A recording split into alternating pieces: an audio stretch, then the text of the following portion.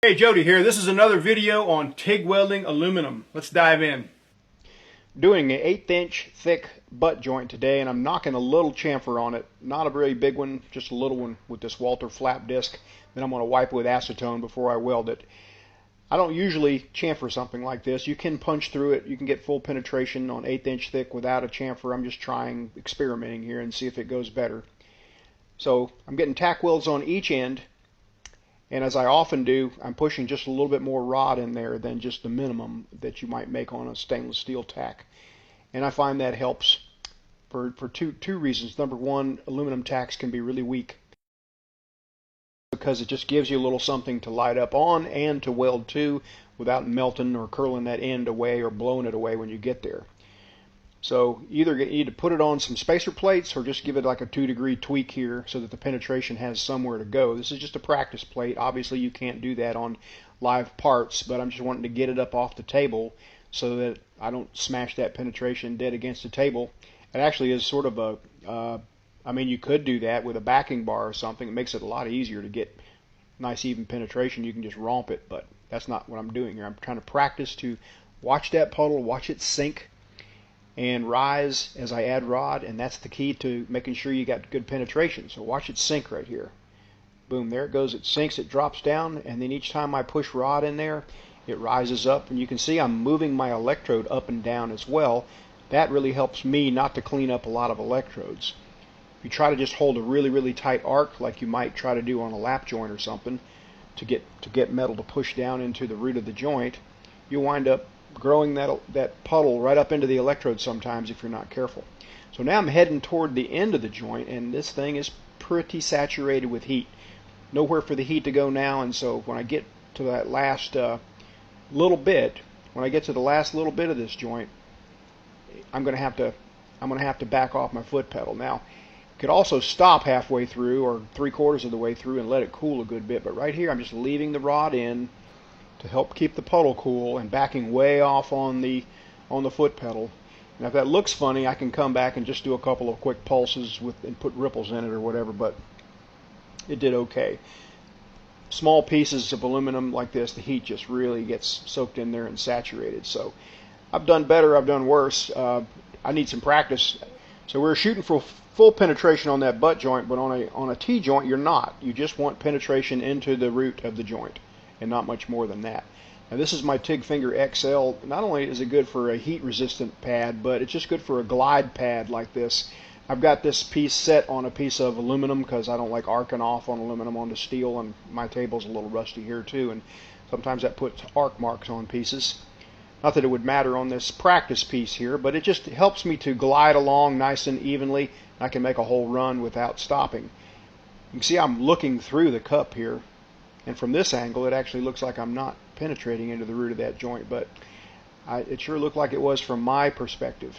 That is the goal. Flow metal into the root of the joint, not much more than that. I've done a lot of cut and etch tests on things like this to make sure that I am getting in there too, to make sure I'm seeing what I think I'm seeing. This just helps me slide along. I can make the whole run without stopping at all, and it's just one way of doing things. You can see that clear cup too is just really lighting everything up. As compared to using a pink cup, there's a big difference. It's like somebody dimmed the lights when you put the pink cup on.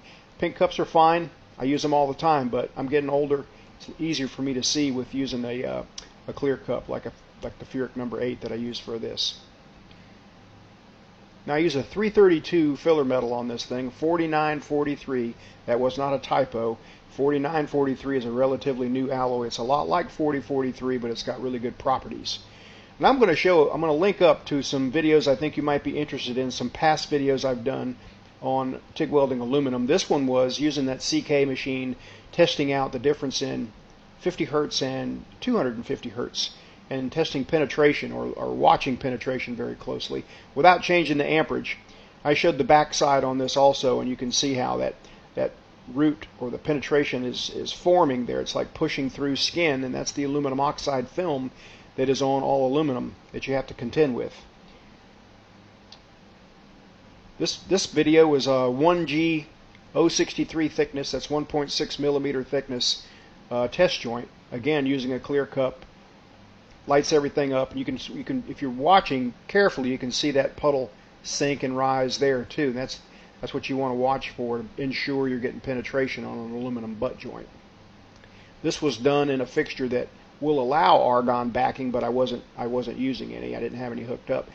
And this is part of one video that I'll link up to here. I just showed how the foot pedal kind of works. When you're first starting, maybe you're quarter or halfway, and then when you get to the middle of a joint, you're almost full pedal, and then when you get toward the end, to prevent just melting away, you start backing off 2 or 3 dips from the end. Maybe feed just a little bit more wire in there.